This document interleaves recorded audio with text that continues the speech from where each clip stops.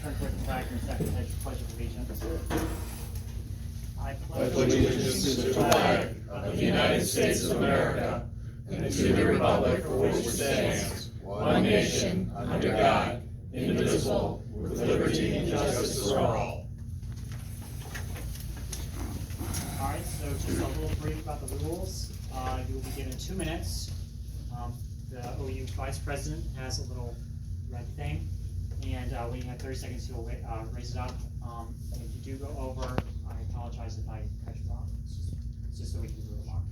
All right, so for opening statements, you have 2 minutes to talk a little about yourself, and we'll start with Mr. Kelly.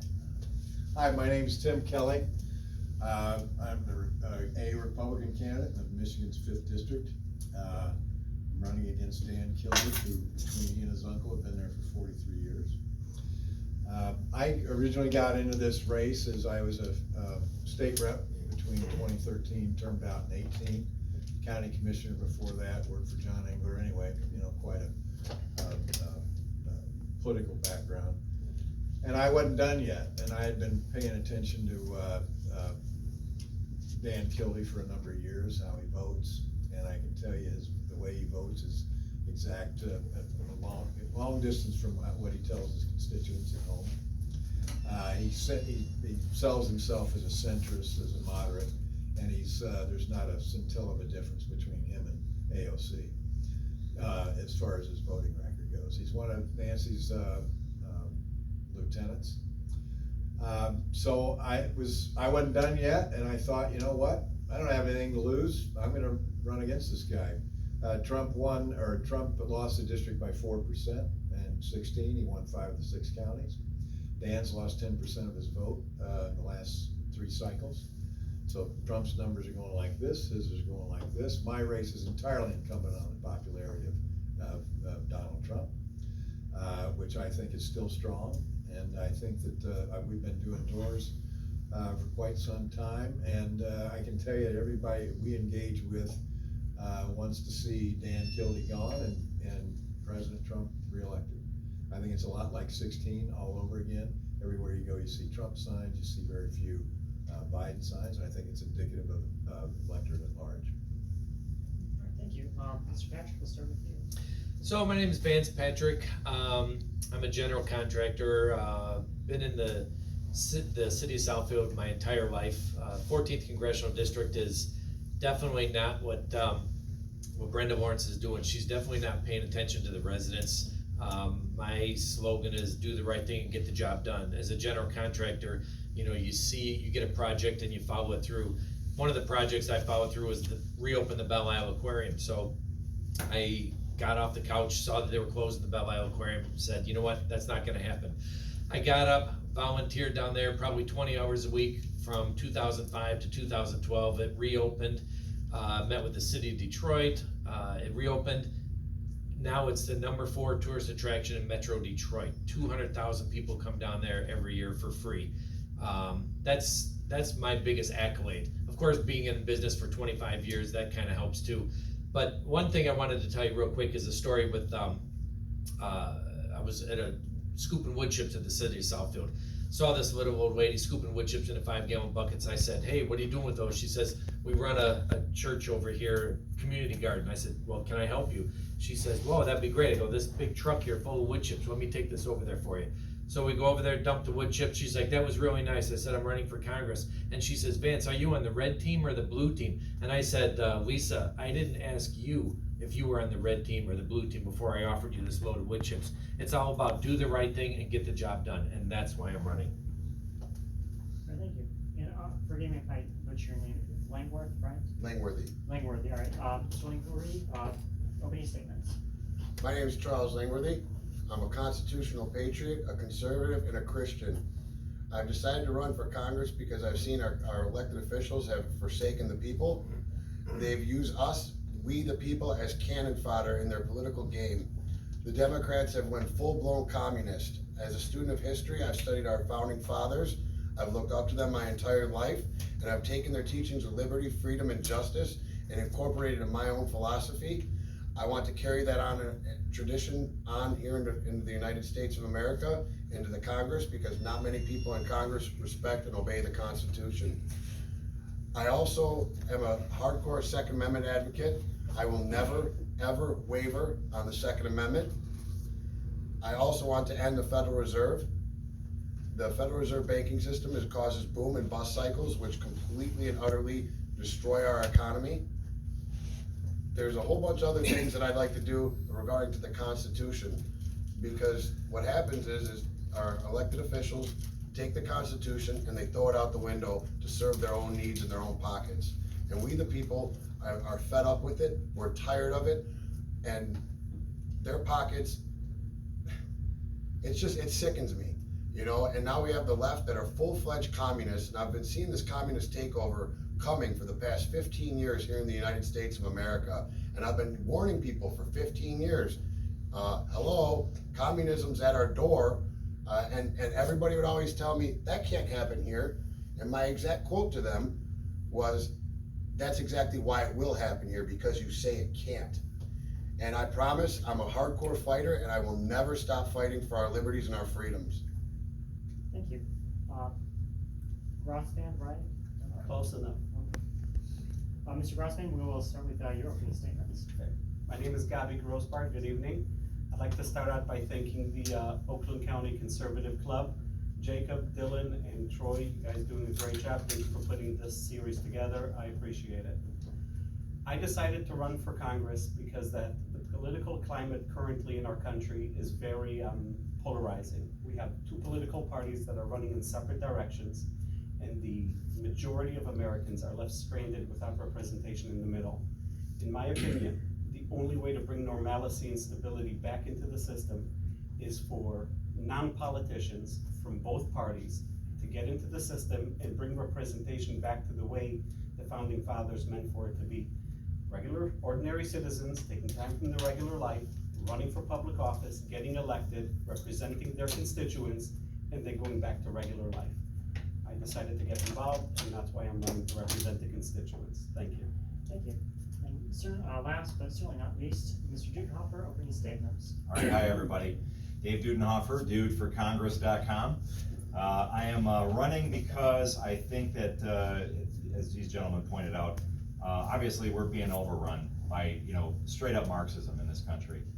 And whether it's Rashida Tlaib, who I think I'll be facing in the general, or whether it's Brenda Jones, or whether it's, the people that these gentlemen are following or gonna be going up against, either you are a full-on Marxist or the party's faithful is gonna pull you towards Marxism. Either way, we've got to contrast that with a strong liberty message, and that's why my campaign, Liberty Uncompromised, is focused on contrasting the difference between the control mechanisms that they are seeking through their Marxist agenda and the message of individual liberty. So I make no wild promises. I'm not here with some grand plan. I'm simply here to guarantee that in going into Congress, I am there to secure your God-given rights, to defend your individual liberty, to read every bill before I vote on it, and to make sure that I'm representing the constituents equally, regardless of their party affiliation. We have over 8,000 donors so far nationwide that have responded to our campaign. We're very proud of that. We also have a campaign office in district for the first time for a Republican in almost 30 years that I'm going back. And so I just think optically that's very important. And also, with my legislative activism experience, I feel like I can bring something to the table that's worthwhile. The last thing I'll say is this. We are there because we are also helping the up and down ticket. Having a presence in Wayne County is critical for our success, especially given that Donald Trump won with about, 10,000 votes last time. So we want to increase that this time. Thank you. Well spoken. All right, so my first question, I know a few of you kind of went into this, but would you mind giving us a little short biography about your past in politics? And Mr. Kelly, we'll start with you. Well, I started out a lifetime ago. My family had a emulsified asphalt business in the Midwest and Western states. We sold that in '85, and I got involved in politics, which has been a passion of mine. I used to read books as a kid of all the founding fathers and different political leaders, and it inspired me to want to be in politics.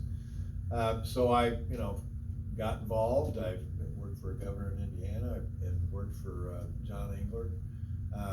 Most recently in the House, I was involved education work. I chaired the House K-12 school aid budget for 4 years. I was the chair of the education policy or education reform policy committee the last term. So there's been involved in a lot of things, county commissioner prior to that, and was one of the things I want to continue to do. Look, I was going to say I got into this race as had nothing to lose and want to go up against it. Clearly a challenging race. But what it's become is really a race to save America. I mean, what we've seen the last few months, beginning with this the COVID, and then the streets being taken back, taken over by students and agitators, and it's just it's a way to. I'm there to try and help Donald Trump save America. And that's really what it's come down to. What's that, Mr. Patrick? So, why am I getting into politics? Save the Belle Isle Aquarium was my thing. Met with city council, the mayor, and I led the fight to get it reopened. Owned a construction company. You can't, be into politics and not run your own. I mean, running your own business is a politics thing. But it's more about people have said, hey, you should consider doing this. And in 18, I considered it, but then I said, you know what, this is going to be the year. I think Donald Trump is definitely going to sweep this race. I think a lot of people ask, what do you think? I said, well, I think that California is not even going to have an opportunity to vote because it's going to be over with before it gets to California. But like you said, Tim, when I started this last year, it was Second Amendment, secure the border, and then being in the construction business, I was all about job skills training, because there are nobody in the construction business under 40 right now.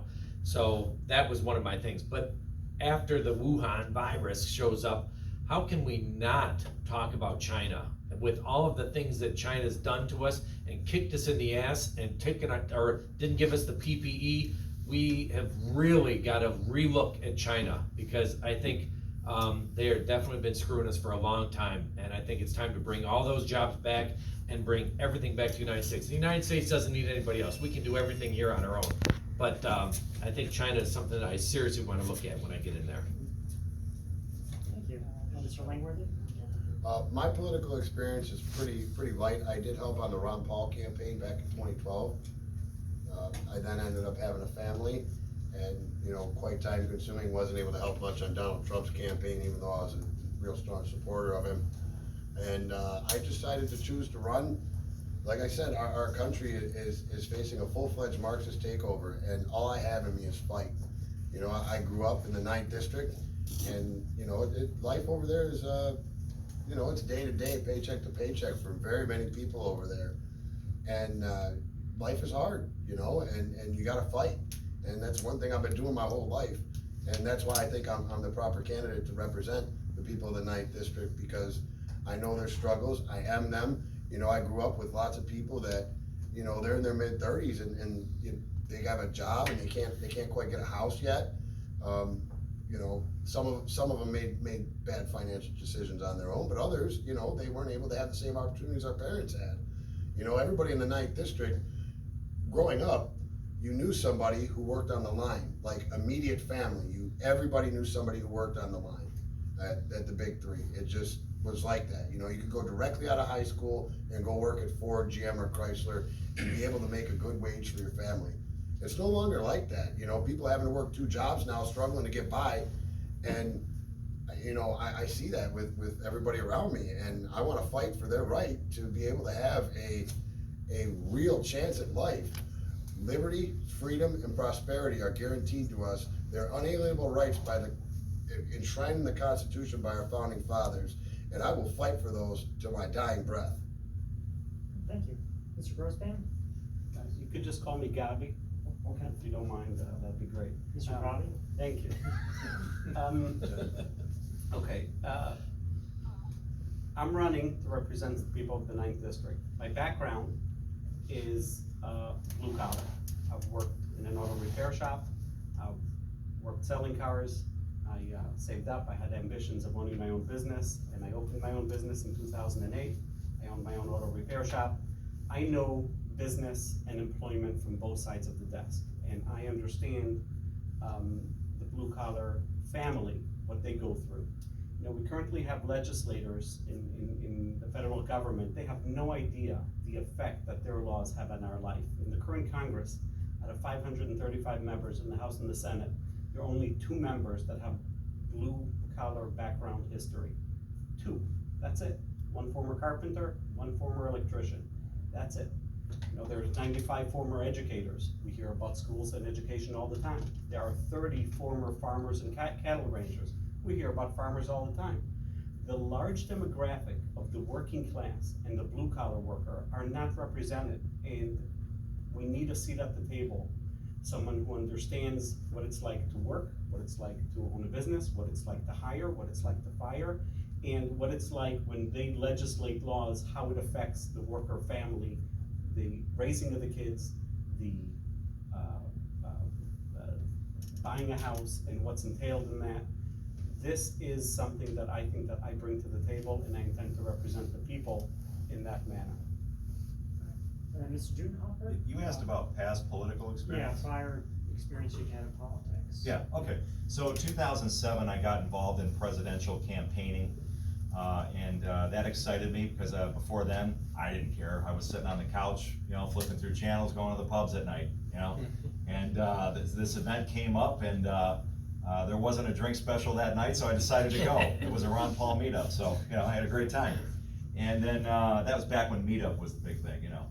So I did that and got more involved, and next thing you know, obviously the campaign didn't go anywhere after 2008, but we had all these people and we had all this energy, and so what do we do with it? And so about 350 of us at Clawson Park, I'll never forget it, we all signed up at one time to become precinct delegates for the party. Pretty exciting stuff. Most people were in their 30s. And from there, we formed the Campaign for Liberty, which was a national organization. That year there was the Republican National Convention, right? And right up the road at the Target Center was Ron Paul's counter convention. And we had more people, there was more fun, and more enthusiasm. And we formed the Campaign for Liberty at that event. And the idea is to send out people state by state and start taking back state legislatures, local government. Start putting more traditional conservatives, traditional Republicans, focused on liberty, focus on defending liberty, right? And not just focusing on elections, but focusing on the everyday legislative battles, right? So we formed Michigan Campaign for Liberty. I started pouring through legislation, reading some things that Mr. Kelly over there back in his day, and you know, finding the bill mistakes, finding the words that take the meaning of one bill and turning into something completely different, right? And start advocating for and start training up citizen activists on how to hold their elected officials accountable. And then in 2013, I stayed involved and became the chair of Michigan's Republicans in the 13th Congressional District. So that's my history. Thank you.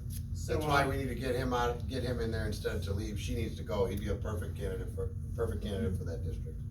So our next question is, what made you want to run for office in 2020? Why 2020? And we'll start with Mr. Dudenhofer this time. Why in 2020? Yeah. Yeah, so I wasn't gonna do this, to be honest with you. I mean, I'm chairing a committee, I'm still leading up, you know, Michigan Campaign for Liberty, I'm still doing a bunch of stuff, and then heck, on top of it, I have a child coming this November, so.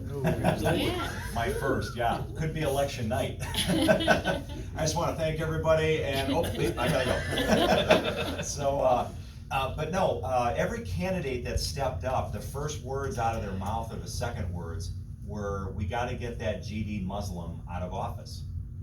And I just thought to myself, we can't lead that way, we can't have religion in any part of that conversation, because we'll create a victim out of her, and we'll paint ourselves as everything the Democrats say that we are.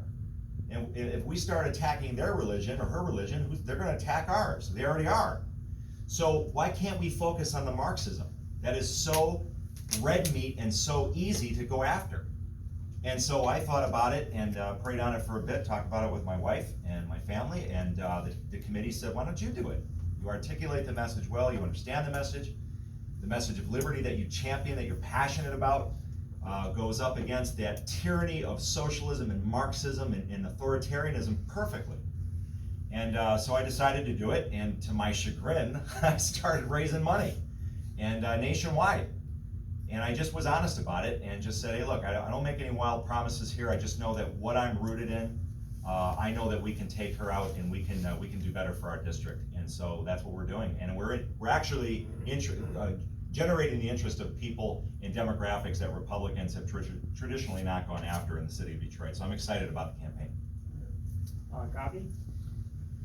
I think that Trump winning in 2016 changed the outlook of politics. Though it's before 2016, there were very few people jumping in for a federal race who didn't have previous actual experience, state legislators, state reps, governors. Trump coming out of nowhere and winning the presidency proved that it's possible, and you saw in 2018 many members on both sides who jumped in who didn't have that much traditionally experience before, and many of them won on both parties. Some of them were extreme on one side, some of them were, but Dan Crenshaw is a great example of someone who didn't have political background, jumped in, got elected. We love him. In 2020, this time around, after a lot of people saw the success of people coming out of nowhere and actually winning, some of them angering and bringing out emotions that they're there, a bartender becoming a congresswoman. You have, there is a record before the primary, 947 candidates nationally for House seats on the Republican side. That's gonna get dwindled down to the primary. But 947 is a record. They've never had that many candidates before, and it's nice to see, it's very encouraging to see that many people see that there is a need and they're jumping in. And it's a sacrifice. It's not easy to jump in. You put yourself in your public life. It's not necessarily in all of our personalities. It's not always fun. Sometimes you're getting attacked. Sometimes from the, it's not always fun. However, it is necessary, and I'm just one of 947 people who decided to do it this election cycle. All right. Mr. Langworthy? Why 2020? Well, I had a lot of learning to do, life experiences and everything, and I learned a lot in life through experience. And this election cycle is do or die for this nation. We are completely done as a country if we do not take this country back. Marxism will completely and fully engulf our nation, and we will not know we will not know what it looks like in 5 years from now if we do not take this country back. I will say that our president has given people a lot of hope, and like Mr. Gabi said, that there are a lot of everyday people running across this country, and that's a very good thing to see. It encourages me to see that. You see people all over from every state running for office, and that's one darn good thing that's coming about of this, is that people are fed up. They're done. They're not playing games anymore. They want the country that they grew up in, and they want it back, and they want it back now. And people are willing to fight for it. And if we're not willing to fight for it, we're gonna lose it. And that's why I decided to run, because like I said before, I'm a fighter, and that's all I know how to do. I've been fighting and scrapping for everything I got in my life. And why not take it to Washington, D.C. and fight? There's a lot of corruption going on, and it's not fun having to deal with very corrupt people, and there's a lot of self-serving people in this game, and it sickens me to my core.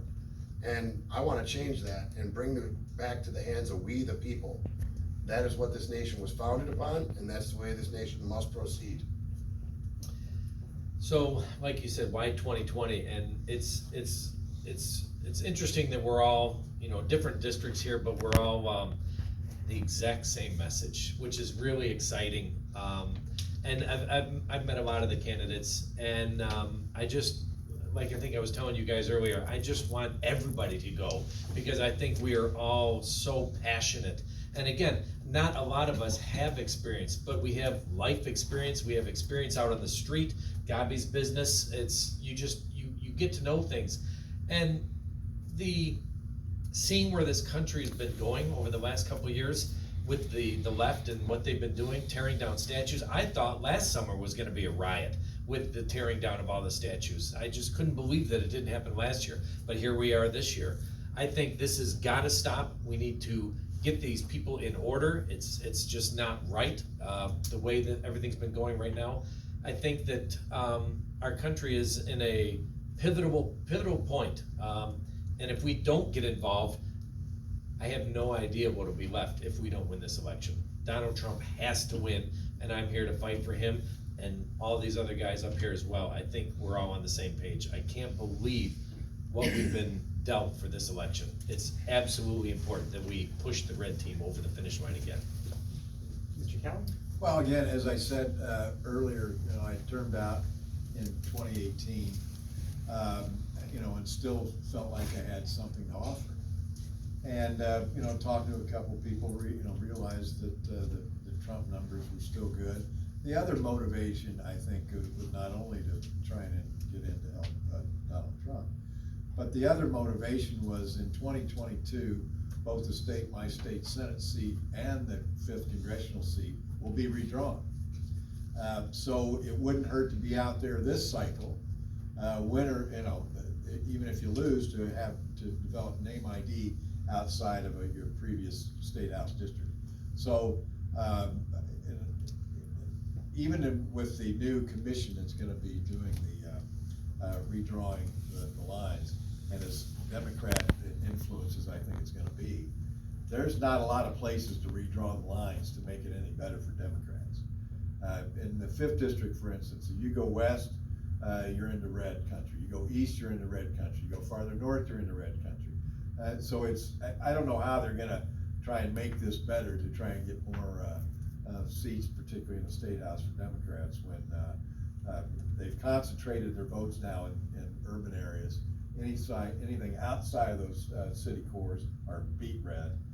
So good luck in redrawing a thing that thinks you're gonna get a majority in Lansing. But those are the help Donald Trump and also exploratory things for 22. Oh, great. So you're saying, that's still off topic, you're just trying to build up in the ideas? Well, not just, if lightning strike, you can bottle, lightning in a bottle this time around, great. But either way, even if I win, I'm gonna have to defend a seat that's gonna be redrawn. Yeah.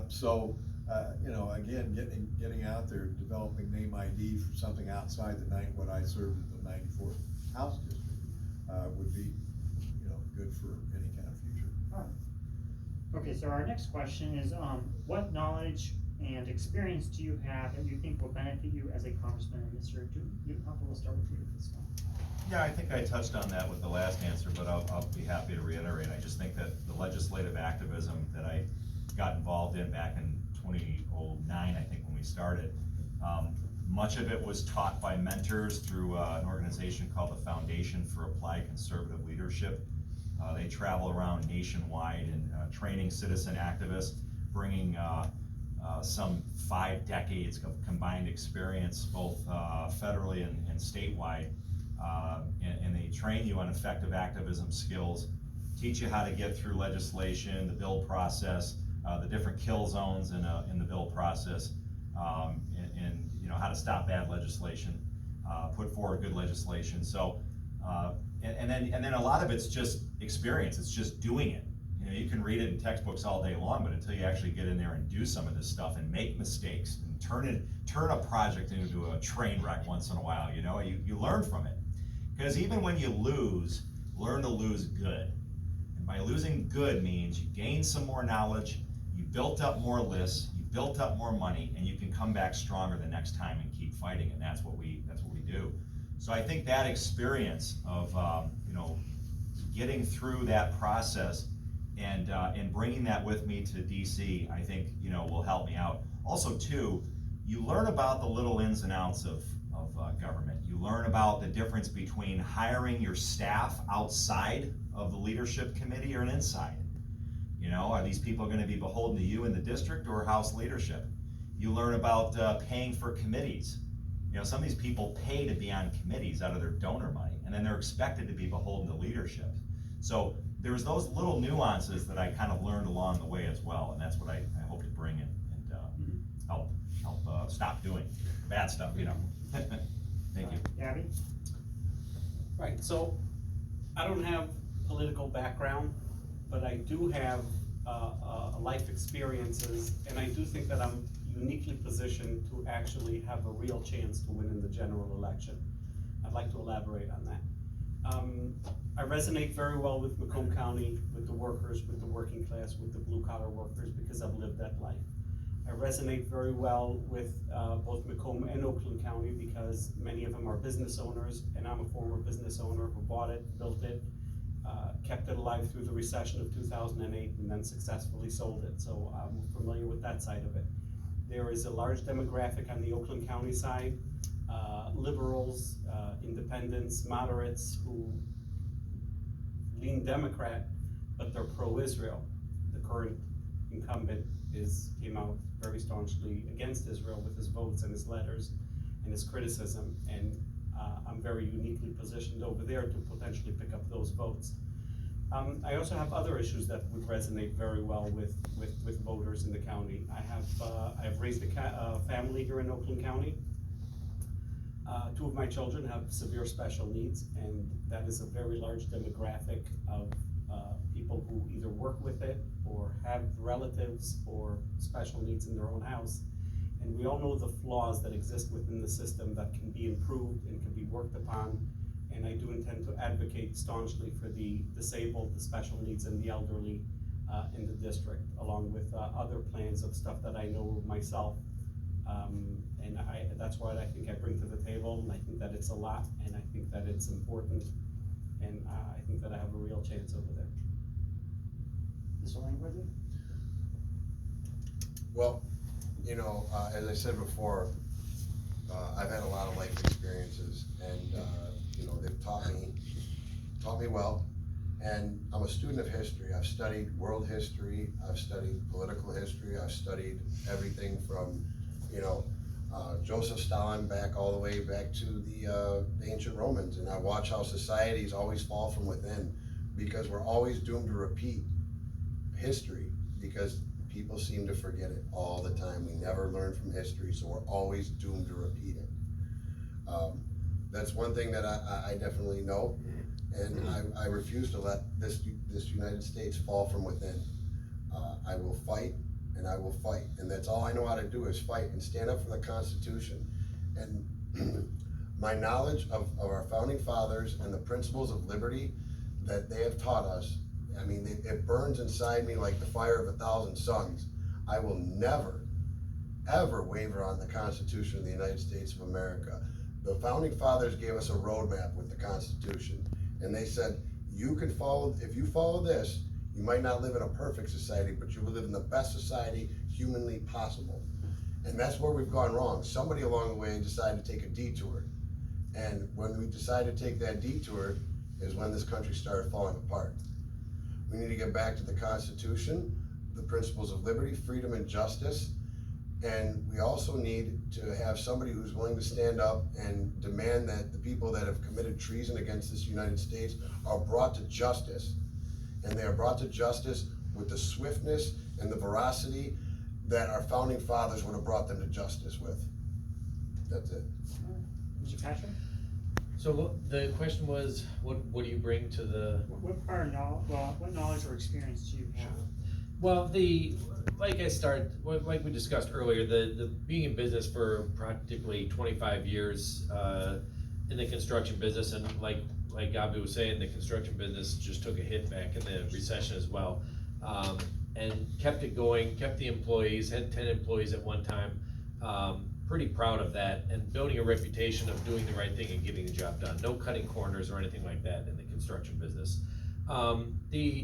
The aquarium thing is, again, what I lean a lot on, because of the fact that I started out with a vacant building, and we reopened it to, again, be the #4 tourist attraction in Metro Detroit. 200,000 people a year come there for free.